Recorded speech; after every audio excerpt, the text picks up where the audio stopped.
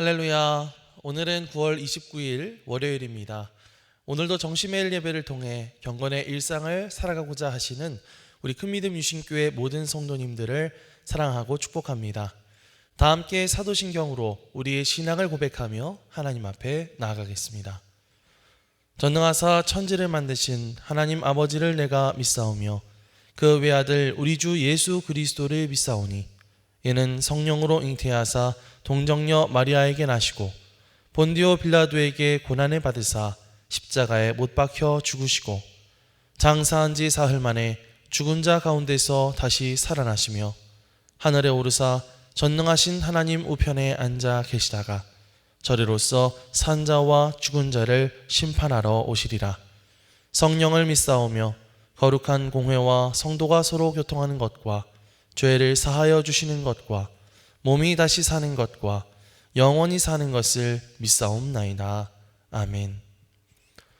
다 함께 찬송가 516장 찬양하시겠습니다.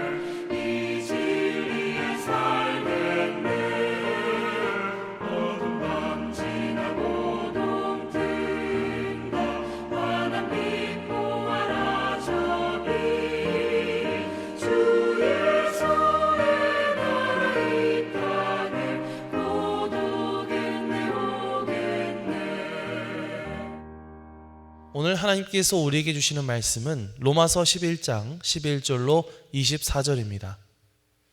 그러므로 내가 말하노니 그들이 넘어지기까지 실족하였느냐? 그럴 수 없느니라. 그들이 넘어짐으로 구원이 이방인에게 이르러 이스라엘로 시기나게 함이니라. 그들의 넘어짐이 세상의 풍성함이 되며 그들의 실패가 이방인의 풍성함이 되거든 하물며 그들의 충만함이리요. 내가 이방인인 너희에게 말하노라. 내가 이방인의 사도인 만큼 내 직분을 영광스럽게 여기노니 이는 혹 내 고륙을 아무쪼록 시기하게 하여 그들 중에서 얼마를 구원하려 함이라. 그들을 버리는 것이 세상의 화목이 되거든 그 받아들이는 것이 죽은 자 가운데서 살아나는 것이 아니면 무엇이리요? 제사하는 처음 익은 곡식가루가 거룩한즉 떡덩이도 그러하고 뿌리가 거룩한즉 가지도 그러하니라. 또한 가지 얼마가 꺾이었는데 돌 감람나무인 내가 그들 중에 접붙임이 되어 참 감람나무 뿌리의 진액을 함께 받는 자가 되었은즉 그 가지들을 향하여 자랑하지 말라. 자랑할지라도 내가 뿌리를 보존하는 것이 아니요 뿌리가 너를 보존하는 것이니라. 그러면 내 말이 가지들이 꺾인 것은 나로 접붙임을 받게 하려 함이라 하리니 옳도다. 그들은 믿지 아니함으로 꺾이고 너는 믿음으로 섰느니라. 높은 마음을 품지 말고 도리어 두려워하라. 하나님이 원가지들도 아끼지 아니하셨은즉 너도 아끼지 아니하시리라. 그러므로 하나님의 인자하심과 준엄하심을 보라. 넘어지는 자들에게는 준엄하심이 있으니 너희가 만일 하나님의 인자하심에 머물러 있으면 그 인자가 너희에게 있으리라. 그렇지 않으면 너도 찍히는 바 되리라.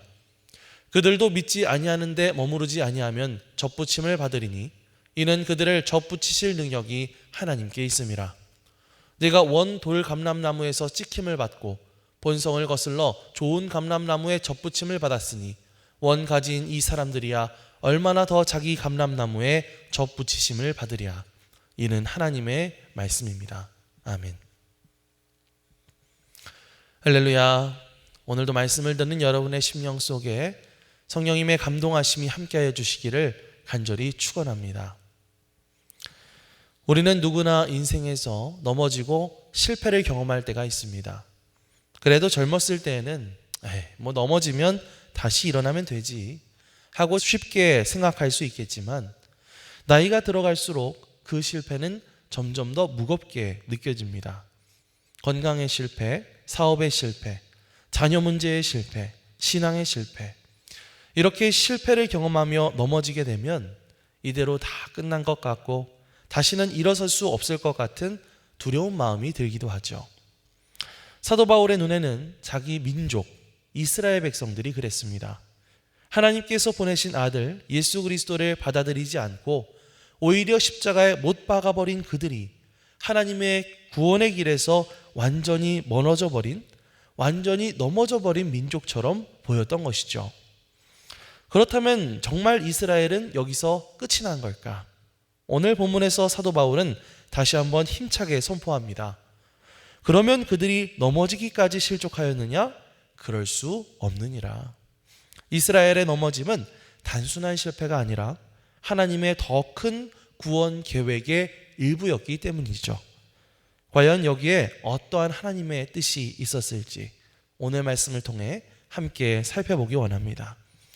오늘 말씀 11절과 12절 말씀을 다시 한번 읽어보겠습니다. 그러므로 내가 말하노니 그들이 넘어지기까지 실족하였느냐? 그럴 수 없느니라. 그들이 넘어짐으로 구원이 이방인에게 이르러 이스라엘로 시기나게 함이니라. 그들의 넘어짐이 세상의 풍성함이 되며 그들의 실패가 이방인의 풍성함이 되거든 하물며 그들의 충만함이리요. 아멘. 아까 말씀드렸던 것처럼 이스라엘 백성들은 하나님이 보내신 메시아를 거부하는 끔찍한 실수를 저질렀습니다. 하지만 바울은 그러한 이스라엘의 실패가 끝장이 아님을 단호히 말합니다. 그럴 수 없느니라. 이스라엘이 예수님을 메시아로 받아들이지 않고 거부한 사건은 인간적으로 보자면 그 민족 전체가 구원의 길에서 멀어졌던 비극이었죠. 하지만 하나님은 오히려 그것을 이용해서 놀라운 반전을 이루셨습니다. 바로 이스라엘의 거부를 통해 그 복음이 이방 세계로 퍼져나가게 하신 것이죠. 소수의 이스라엘 백성들 대신 더 많은 이방 사람들이 예수 그리스도의 복음을 듣고 예수님을 구주로 영접하고 세계 곳곳에 교회를 세우게 되는 그런 놀라운 일이 벌어지게 되는 것입니다.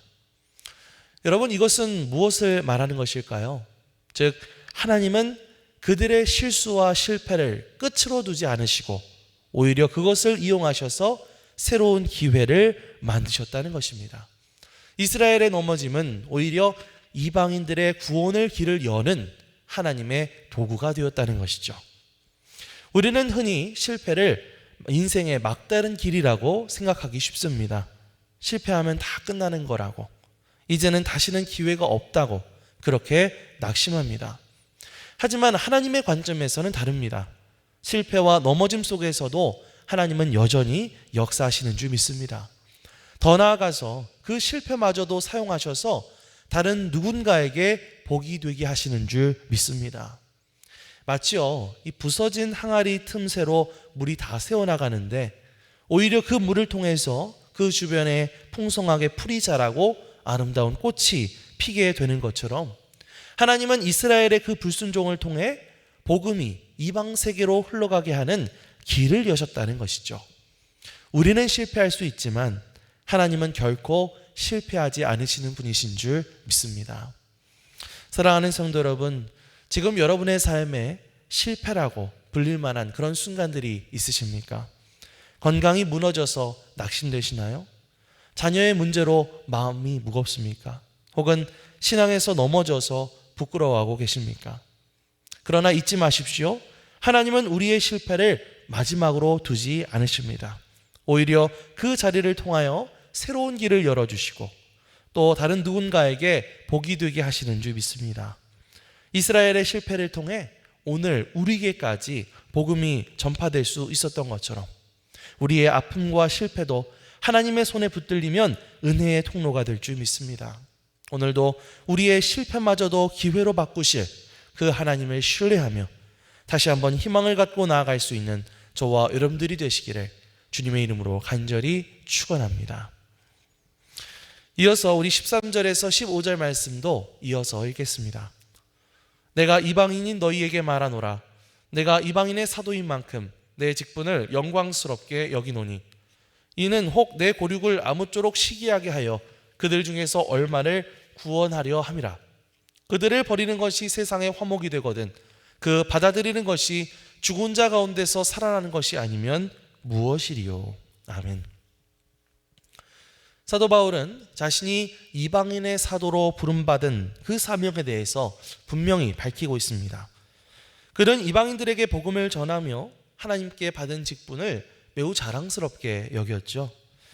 그러나 동시에 그 마음에는 여전히 자기 동족인 이스라엘 백성들을 향한 깊은 열망을 가지고 있었습니다. 그러다 보니까 마음 한구석에는 이런 마음이 있는 거예요. 이방인들이 그렇게 구원받은 그런 모습들을 이스라엘 백성들이 보고 그들이 좀 자극을 받았으면 하는 것이죠. 야, 이방인들도 저렇게 구원받는데 우리가 원래 이 하나님의 언약 백성으로서 잃어버린 구원을 회복해야 되지 않겠냐. 이런 거룩한 시기심을 이스라엘 백성들이 내주기를 바랬다는 것입니다. 이방인들에게 임한 구원은 단지 그들만을 위한 것이 아니라 결국은 하나님의 첫 언약 백성이었던 이스라엘의 회복을 향한 하나님의 큰 그림이었다는 것이죠. 이렇게 이방인들의 구원이 이스라엘 백성들에게 도전을 주고 자극을 주었죠. 마찬가지로 나의 믿음이요, 내 옆에 있는 또 다른 사람의 믿음을 일깨우는 거룩한 자극제가 될 수 있다라는 사실을 여러분 기억하시기 바랍니다. 하나님은 그저 나 한 사람의 구원을 통해서 끝내는 것이 아니라 그것을 통해서 또 내 주변에 있는 다른 사람들을 깨우쳐 주시고 그것을 통해서 공동체 전체를 회복시키시는 그런 분이신 줄 믿습니다.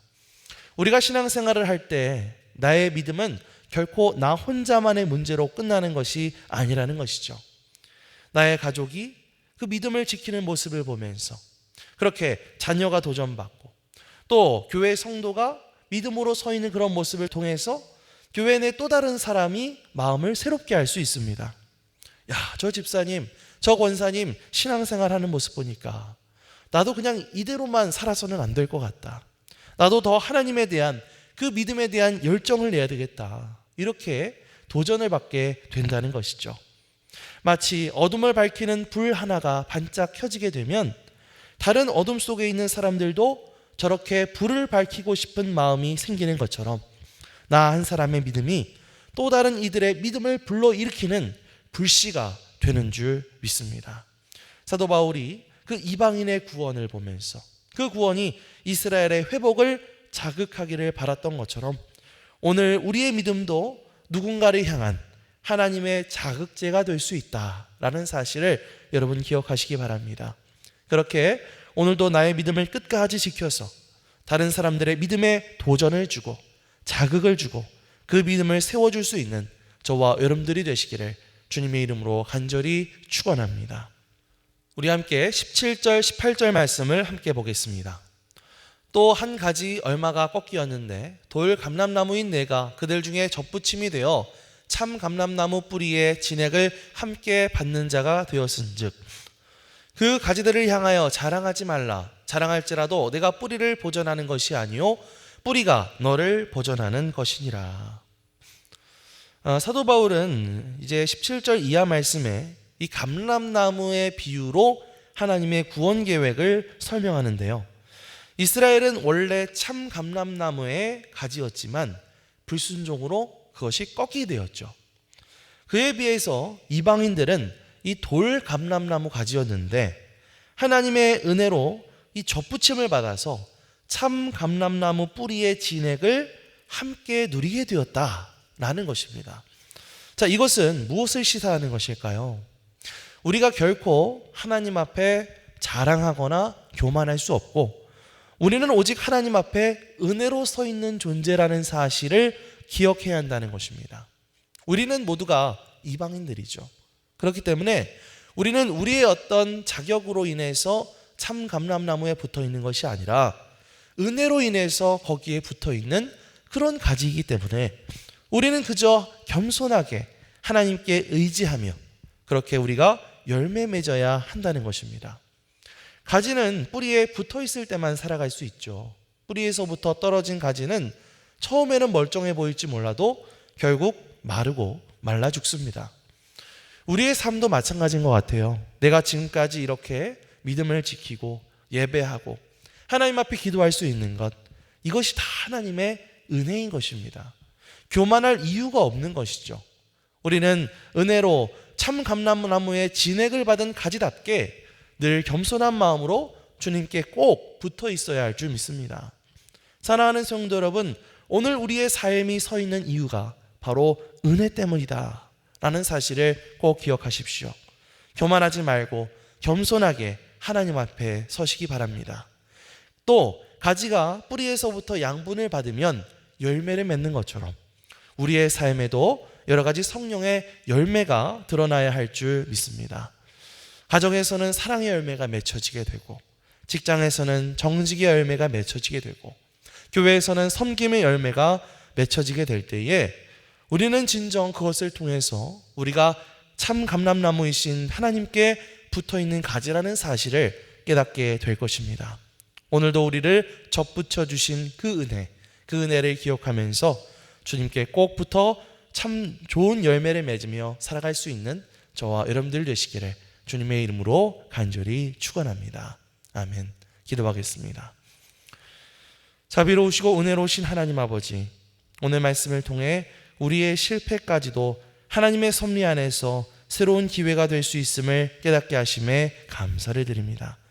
또한 우리의 믿음이 다른 이들에게 거룩한 도전이 되고 또한 우리 공동체를 일으키는 불씨가 되게 하여 주시옵소서.